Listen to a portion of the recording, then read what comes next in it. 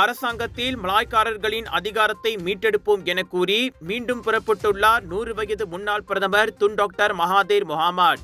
அதற்காக மலாய்க்காரர்களின் செயலகம் செக்ரட்டரியாட் ஒராங் மலாயு என்ற பெயரில் புதிய கூட்டமைப்பை அவர் உருவாக்கியுள்ளார்.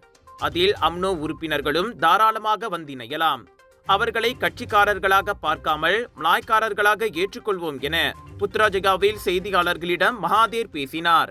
மற்றொரு முன்னாள் பிரதமரும் பெரிகத்தா நேஷனல் கூட்டணியின் தலைவருமான தான்ஸ்ரீ முஹிதீன் யாசின், பொதுச் செயலாளர் டத்துஸ்ரீ அம்சா ஜைனுடீன், பாஸ் கட்சியின் துணைத் தலைவர் டத்து துவான் இப்ராஹிம் துவான்மாட் உள்ளிட்டோர் அதில் கலந்து கொண்டனர்.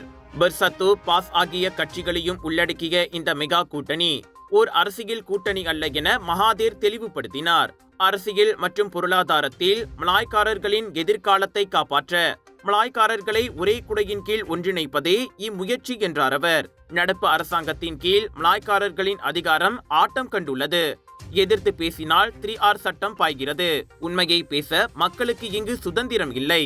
அதோடு எல்லா மொழிகளும் சகஜமாக முன்னிலைப்படுத்தப்படுவதால் தேசிய மொழியான மலாயின் மாண்பு கட்டிக்காக்கப்படுவதில்லை.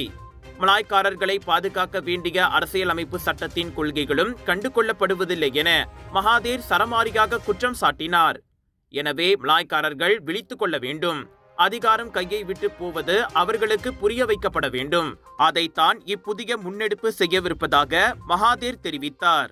Colors of Indiaவின் பேரா global Indian shopping expo and viral food festival 11 15 June வரை ஏயோன் பிக் ஃபாலின் ஈப்போ பேராக்கில் 100க்கும் அதிகமான பூத்கள் 80% வரை டிஸ்கவுண்ட் என கலக்கலான ஷாப்பிங் கார்னிவல்.